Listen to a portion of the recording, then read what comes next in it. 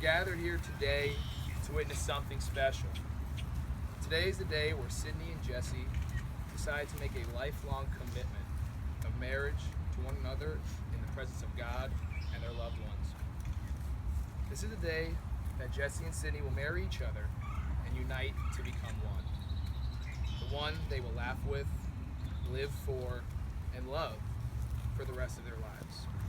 So it is fitting that you are all here, the ones who are closest to them. Your presence at this wedding celebration reminds Sydney and Jesse how lucky they are to share this important day in their lives with people who are most important to them. It means so much to them that family and friends from California, New York, Illinois, Maryland, New Jersey, Louisiana, and Florida have all come to their wedding. Both Sydney and Jesse come from two different religious backgrounds, so we can kind of call this a hybrid wedding. This beautiful structure we are under today is the huppah. This is a part of the Jewish faith. It symbolizes hospitality, comfort, and the welcoming to all people here. I will also recite a passage from the 13th chapter of the 1 Corinthians. Now this is directed towards the groom and bride's parents. They're happy you are close to them during this ceremony, although a little further away than I thought. They want you to know how much they appreciate your love and support over the years, and they return that love to you with gratitude. They also hope their marriage will be like yours. They see you all balance each other, take care of each other, and value each other. They are privileged to have you as role models for their marriage. So we begin this ceremony with anticipation and excitement for Jesse and Sydney that they take a significant step in their lives. So let's talk a little about a love story. How about that? So Sydney and Jesse are indeed ready to take this significant step because of the way their love has grown since they first met. Sydney and Jesse are indeed ready to take this significant step because of the way their love has grown since they first met. 3 years ago on February 11th, the start of their wonderful story. Jesse's best man, Shane, discovered this wonderfully sweet, beautiful girl at a UCF campus event. And Shane decided to pursue her. He got her number and even took her on a date. But in the end, you're in the friend zone, man.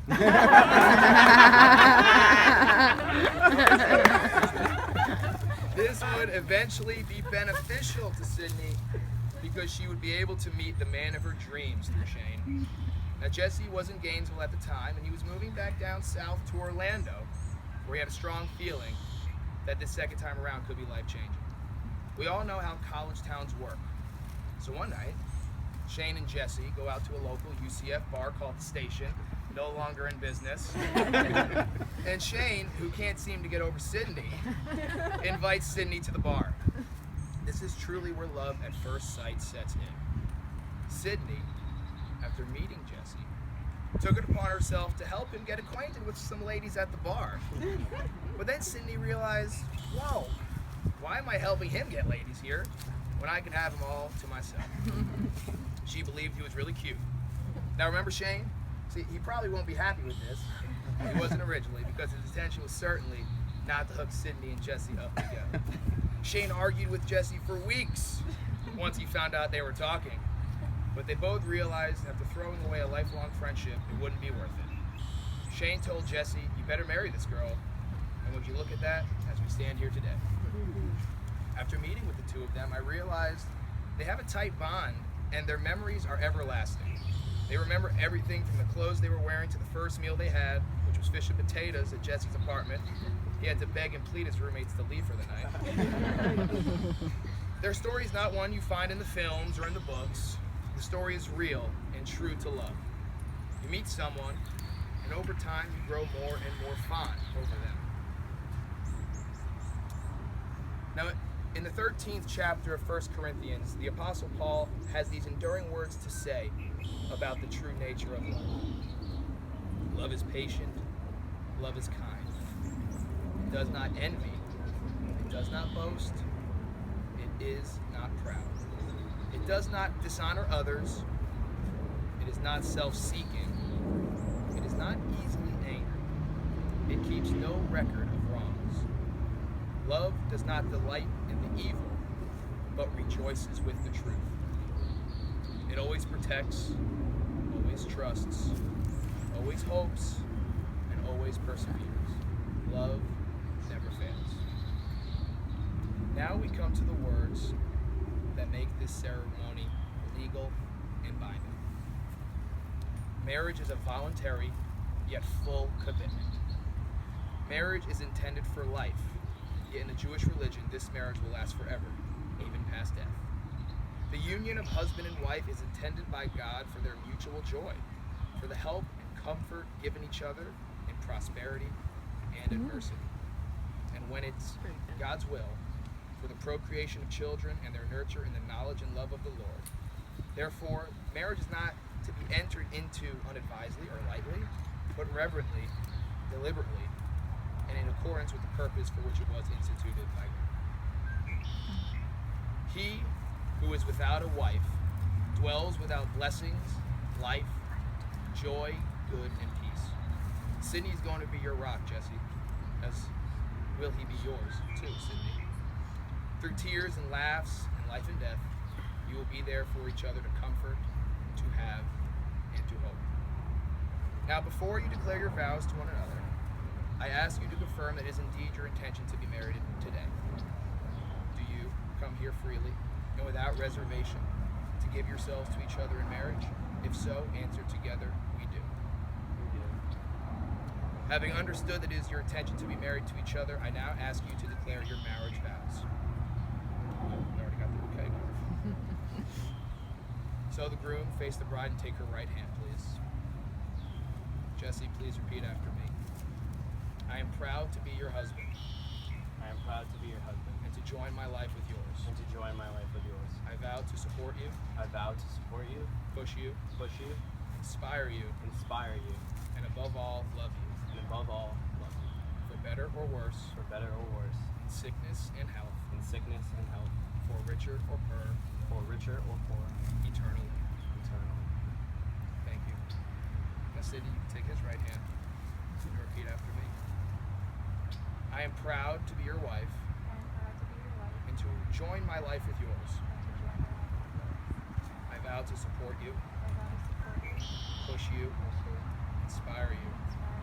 And above all, love you. For better or worse. In sickness and health. For richer or poorer. Eternally. Thank you. Now, we will start with the exchange of the rings. Your wedding rings are the outward and visible signs of the inward and invisible bond, which already unites your two hearts in love. Like your wedding rings, your love is unending. Shane, would you please give Sydney Jesse's ring? Sydney, as you place Jesse's ring on his finger, repeat after me. I give you this ring as a symbol of my abiding love. And with all that I am, and all that I have, I honor you. Shane, would you please give Jesse Sydney's ring? Jesse, as you place Sydney's ring on her finger, repeat after me. I give you this ring. I give you this ring as a symbol of my abiding love. As a symbol of my abiding love. And with all that I am, And with all that I am. and all that I have, And all that I have. I honor you. I honor you. As Sydney and Jesse, having witnessed you declare your vows in the exchange of rings, your family and friends are excited to congratulate you and give you your good wishes. Now, by the power vested in me by the state of Florida, I now pronounce you husband and wife, and you may kiss your bride.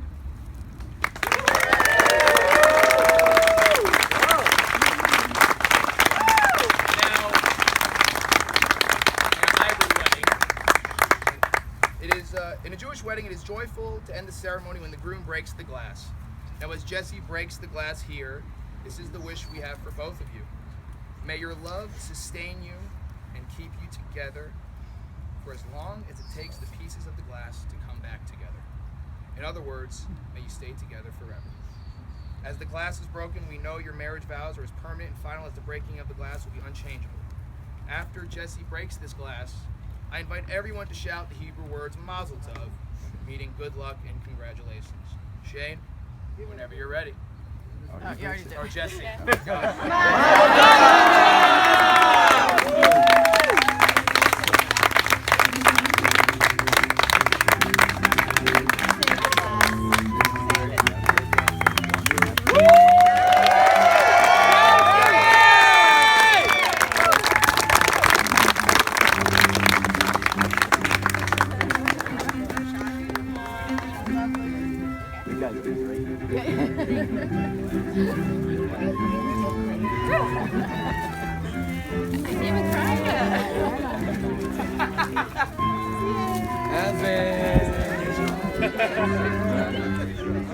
Party time. Party time. This is the first time I actually got to sit in the audience, watch the audience. What? You gotta be on the other one.